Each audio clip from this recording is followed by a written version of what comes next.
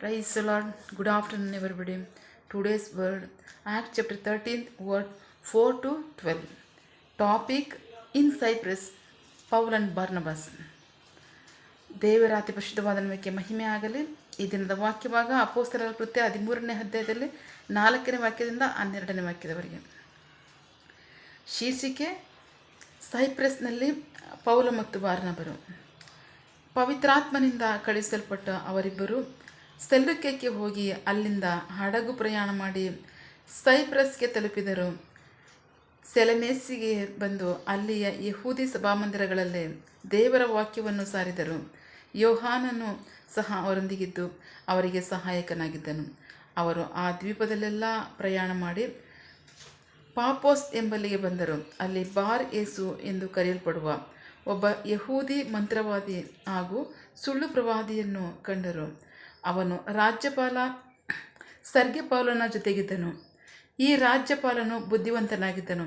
ಇವನು ದೇವರ ವಾಕ್ಯವನ್ನು ಕೇಳುವ ಉದ್ದೇಶದಿಂದ ಬಾರ್ನಬ ಮತ್ತು ಪೌಲನನ್ನು ಕಳಿಸಿದನು. ಆದರೆ ಎಂದು ಅಂದರೆ ಮಂತ್ರವಾದಿ ಎಂಬ ಅರ್ಥದ ಹೆಸರುಳ್ಳವನು ಅವರನ್ನು ವಿರೋಧಿಸಿ ರಾಜ್ಯಪಾಲನು ವಿಶ್ವಾಸಿಯಾಗದಂತೆ ಅಡ್ಡಿ ಮಾಡಲು ಪ್ರಯತ್ನಿಸಿದನು. ಆಗ ಪೌಲನೆಂದು ಕರೆಯುವ ಸೌಲನು ಪವಿತ್ರಾತ್ಮಭರಿತನಾಗಿ ಎಲುಮನನ್ನು ನೇರವಾಗಿ ದೃಷ್ಟಿಸಿ, ಎಲೈ ಸೈತಾನನ ಮಗನೇ, ನೀತಿಗೆಲ್ಲ ವೈರಿಯೇ, ನಿನ್ನಲ್ಲಿ ಎಲ್ಲ ಥರದ ಮೋಸವೂ ಕುತಂತ್ರವೂ ತುಂಬಿದೆ. ಕರ್ತನ ಸನ್ಮಾರ್ಗಗಳಿಗೆ ಅಡ್ಡಿ ಆಗುವುದನ್ನು ನೀನೆಂದೂ ನಿಲ್ಲಿಸುವುದಿಲ್ಲವೋ? ಕರ್ತನ ಹಸ್ತ ನಿನಗೆ ವಿರೋಧವಾಗಿದೆ. ನೀನು ಕುರುಡನಾಗುವೆ, ಕೆಲಕಾಲ ಸೂರ್ಯನ ಬೆಳಕನ್ನು ಕಾಣದೆ ಹೋಗುವೆ ಎಂದನು. ತತ್ಕ್ಷಣವೇ ಅವನ ಮೇಲೆ ಮಂಜು ಮುಸುಕಿ ಕತ್ತಲೆ ಆವರಿಸಿತು. ಅವನು ತಡವರಿಸುತ್ತಾ ತನ್ನನ್ನು ಯಾರಾದರೂ ಕೈ ಹಿಡಿದು ನಡೆಸುವರೋ ಎಂದು ಹುಡುಕಾಡಿದನು. ಸಂಭವಿಸದೆಲ್ಲವನ್ನು ರಾಜ್ಯಪಾಲನು ನೋಡಿ ಕರ್ತನ ವಿಷಯದಲ್ಲಿ ಬೋಧನೆಯ ಬಗ್ಗೆ ಆಶ್ಚರ್ಯಪಟ್ಟು ವಿಶ್ವಾಸವನ್ನಿಟ್ಟನು. ದೇವರಿಗೆ ಸ್ತೋತ್ರ. ನಾವು ವಾಕ್ಯಭಾಗ ನೋಡ್ತಾ ಇದ್ದೀವಿ. ಪ್ರೀತಿ ದೇವ್ರ ಮಕ್ಕಳೇ, 13ನೇ ಅಧ್ಯಾಯದಲ್ಲಿ 1ನೇ ವಾಕ್ಯದಿಂದ 3ನೇ ವಾಕ್ಯದವರೆಗೆ ಪವಿತ್ರಾತ್ಮರು ಅಪೊಸ್ತಲರ ಸಂಗಡ ಮಾತನಾಡ್ತಾ ಇದ್ದಾರೆ. ಇವರೆಲ್ಲರೂ ಒಟ್ಟಾಗಿ ಸೇವೆ ಮಾಡ್ತಾ ಒಟ್ಟಾಗಿ ಸೇರಿಕೊಂಡಿರ್ಬೇಕಾದ್ರೆ ಅವರು ಹೇಳ್ತಾ ಇದ್ದಾರೆ, ನಾನು ಕರೆದ ಕಾರ್ಯಕ್ಕಾಗಿ ನಿಮ್ಮನ್ನು ನೇಮಿಸಿದ ಕಾರ್ಯಕ್ಕಾಗಿ ಬೇರ್ಪಡಿಸಿರಿ. ದೇವರಿಗೆ ಸ್ತೋತ್ರ. ಇಲ್ಲಿ ಹೇಳ್ತಾ ಇದ್ದಾರೆ, ಪೌಲ ಬಾರ್ನಬರನ್ನು ನಾನು ಕರೆದ ಕಾರ್ಯಕ್ಕಾಗಿ ಅವರಿಬ್ಬರನ್ನ ಬೇರ್ಪಡಿಸಿರಿ ಅಂತ ಹೇಳ್ತಾ ಇದ್ದಾರೆ. ದೇವರಿಗೆ ಸ್ತೋತ್ರ. ಆಗ ಅಪೊಸ್ತಲರು ಉಪವಾಸವಿದ್ದು ಪ್ರಾರ್ಥನೆ ಮಾಡಿ ಪೌಲ ಬಾರ್ನಬರ ಮೇಲೆ ಕೈ ಇಟ್ಟು ಪ್ರಾರ್ಥನೆ ಮಾಡಿ ಅವ್ರನ್ನ ಕಳಿಸ್ಕೊಡ್ತಾ ಇದ್ದಾರೆ. ದೇವರಿಗೆ ಸ್ತೋತ್ರ. ಅಲ್ಲಿಂದ ಮುಂದೆ ಬಂದಂತಹ ಪೌಲ ಬಾರ್ನಬರು ಪ್ರಯಾಣ ಮಾಡ್ತಾ ಮುಂದೆ ಬಂದು ಅವ್ರು ಮಾಡ್ತಾ ಇದ್ದಾರೆ, ಪವಿತ್ರಾತ್ಮನಿಂದ ಕಳಿಸಲ್ಪಟ್ಟ ಅವರಿಬ್ಬರು ಸೆಲ್ಯೂಕಕ್ಕೆ ಹೋಗಿ ಅಲ್ಲಿಂದ ಹಡಗು ಪ್ರಯಾಣ ಮಾಡಿ ಸೈಪ್ರಸ್ಗೆ ಬಂದರು.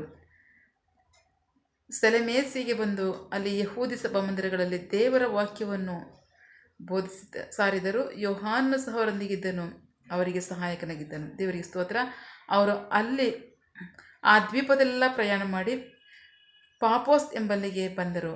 ಪಾಪೋಸ್ ಎಂಬಲ್ಲಿ ನಡೆದಂತಹ ಒಂದು ಸನ್ನಿವೇಶವನ್ನು ಈ ವಾಕ್ಯ ಭಾಗದಲ್ಲಿ ಪವಿತ್ರಾತ್ಮನಾದ ದೇವರು ಅಲ್ಲಿ ಮಾಡಿದಂಥ ಕಾರ್ಯವನ್ನು ನೋಡ್ತಾ ಇದ್ದೀವಿ. ಪಾಪೋಸಿಗೆ ಬಂದಾಗ ಪೌಲ ಬಾರ್ನಬರು ಅಲ್ಲಿ ಒಬ್ಬ ಬಾರ್ ಯೇಸು ಎಂದು ಸುಳ್ಳಾಗಿ ತನ್ನನ್ನು ಮಂತ್ರವಾದ ಮಾಡಿ ಸುಳ್ಳು ಪ್ರವಾದಿಯಾಗಿ ಮಂತ್ರವಿದ್ಯದಿಂದ ಜನರನ್ನು ವಂಚಿಸ್ತಿದ್ದಂತಹ ಒಬ್ಬ ಮಂತ್ರಗಾರನ ನೋಡ್ತಾ ಇದ್ದಾರೆ. ಅವನು ಯಾರ ಬಳಿ ಇದ್ದ ಅಂದರೆ ರಾಜ್ಯಪಾಲನ ಬಳಿ ಇದ್ದ ಅಂತ ವಾಕ್ಯ ಹೇಳ್ತದೆ. ದೇವರಿಗೆ ಸ್ತೋತ್ರ. ಆದರೆ ಪಾಲನು ಅವನನ್ನು ಅಧೀನದಲ್ಲಿಟ್ಕೊಂಡಿದ್ದು ಯಾತಕ್ಕೋಸ್ಕರ, ಏನಕ್ಕೋಸ್ಕರ ಆಳುವವರು ಅಧಿಕಾರಿಗಳು ತಮ್ಮ ಅಧೀನದಲ್ಲಿ ಇಟ್ಕೊಂಡಿರ್ತಾರೆ ಜನರನ್ನ? ತಮ್ಮ ಉಪಯೋಗಕ್ಕೋಸ್ಕರವಾಗಿ, ತಮ್ಮ ಅನುಕೂಲಕ್ಕೋಸ್ಕರವಾಗಿ. ಯಾವುದಕ್ಕೆ? ಆಡಳಿತ ಇರ್ಬೋದು, ಸ್ವಂತ ಇರ್ಬೋದು, ಕುಟುಂಬ ಇರ್ಬೋದು. ಅದೇ ತಾನೇ. ಆದರೆ ರಾಜ್ಯಪಾಲನು ಸಹ ಈ ಮಂತ್ರವಾದಿಯನ್ನು ತನಗೆ ಅನುಕೂಲಕ್ಕಾಗಿ ಇಟ್ಕೊಂಡಿರ್ತಾರೆ. ದೇವರಿಗೆ ಸ್ತೋತ್ರ. ಅವನು ಅಲ್ಲಿ ರಾಜ್ಯಪಾಲನ ಸಂಗ್ರಹ ಇರಬೇಕಾದ್ರೆ ರಾಜ್ಯಪಾಲನು ಪೌಲ ಬಾರ್ನಬರ್ ಬಂದಿದ್ದಾರೆ ಅಂತ ಗೊತ್ತಾಗಿ ವಾಕ್ಯವನ್ನು ಕೇಳೋದಕ್ಕೋಸ್ಕರವಾಗಿ ಪೌಲ ಬಾರ್ನಬರ್ನ ಕರೆಸ್ಕೋತಾರೆ. ಆಗ ಪೌಲ ಬಾರ್ನಬರು ಬಂದು ದೇವರ ವಾಕ್ಯವನ್ನು ಹೇಳಿ ದೇವರ ಸತ್ಯದೇವರ ಬಳಿಗೆ ಅವನು ನಡೆಸ್ಬಿಡ್ತಾನೆ ಅಂತ ಅಡ್ಡಿ ಮಾಡ್ತಾನೆ ಮಂತ್ರವಾದಿ. ಅಡ್ಡಿ ಮಾಡಿ ತುಂಬ ವಾದ ಮಾಡ್ತಾನೆ. ರಾಜ್ಯಪಾಲನು ದೇವರ ವಾಕ್ಯವನ್ನು ಕೇಳಬಾರ್ದು, ಪೌಲ ಬಾರ್ನಬರ ಬೋಧನೆಯನ್ನು ಕೇಳಬಾರ್ದು, ರಾಜ್ಯಪಾಲನ ದೇವ್ರ ಮೇಲೆ ನಂಬಿಕೆ ಇಡಬಾರ್ದು. ಸೊ ಆ ಥರ ನಾನು ಮಾಡಬೇಕು ಅಂತ ತುಂಬ ವಾದ ಮಾಡ್ತೇನೆ. ತುಂಬ ವಾದ ಮಾಡೋ ಸನ್ನಿವೇಶದಲ್ಲಿ ಇವರು ವಾಕ್ಯ ಬೋಧಿಸ್ತಿದ್ದಾರೆ, ಅವ್ರು ಕೇಳೋಕ್ಕಾಗ್ತಾ ಇಲ್ಲ. ಕೇಳಬಾರ್ದು, ಕೇಳ್ತಾರೆ ಮಾಡಬಾರ್ದು, ಅವನು ರಕ್ಷಣೆ ಹೊಂದಬಾರ್ದು ಅನ್ನೋದು ಮಂತ್ರವಾದಿ ಕೆಲಸ ಆಗಿರುತ್ತೆ.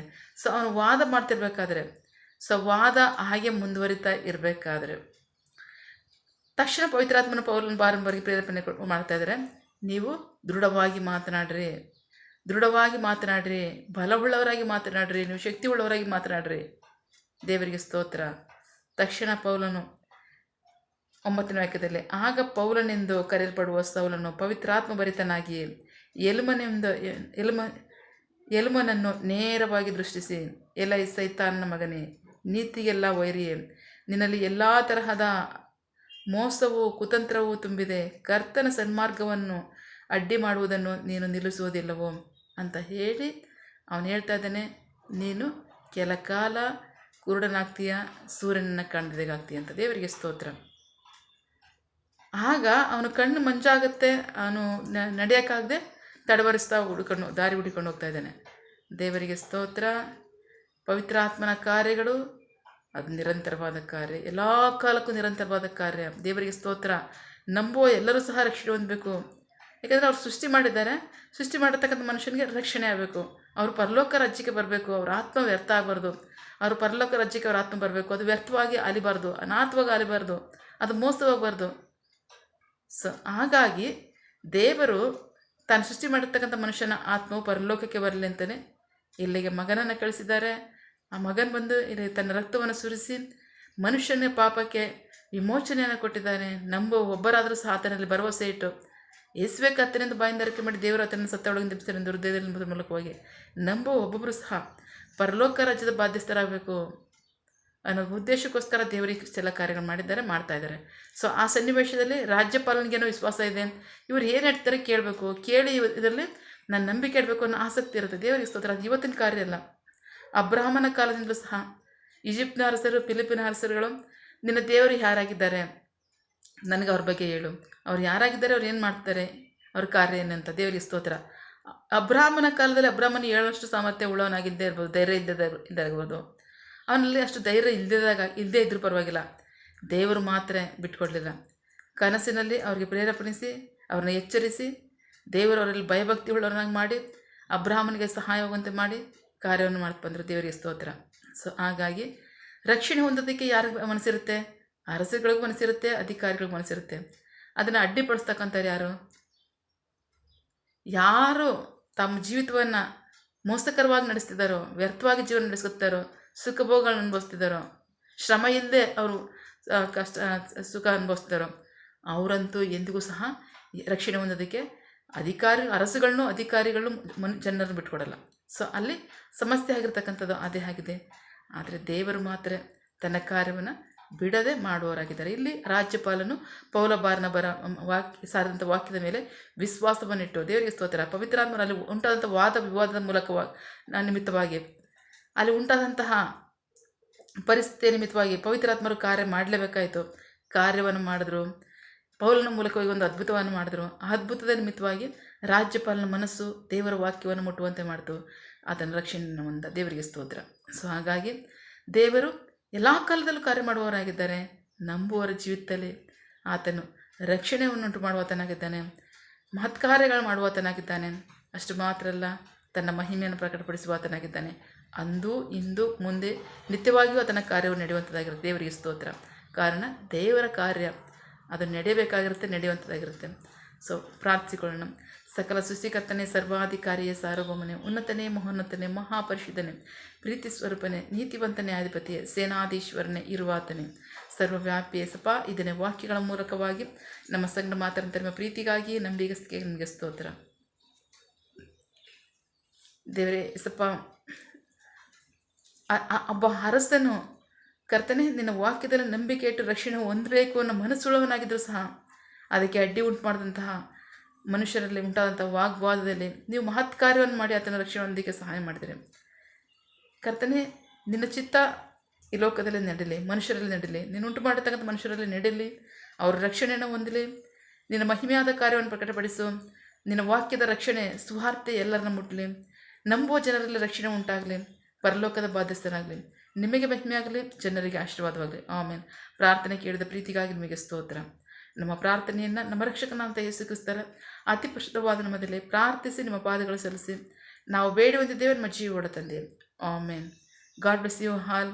ದೇವರು ತಾನೇ ಇದರ ವಾಕ್ಯಗಳ ಮೂಲಕವಾಗಿ ನಮ್ಮ ಸಂಘ ಮಾತನಾಡಿದ್ದಾರೆ, ನಮ್ಮನ್ನು ಆಶೀರ್ವದಿಸಿದ್ದಾರೆ. ಆಮೇನ್. All the best.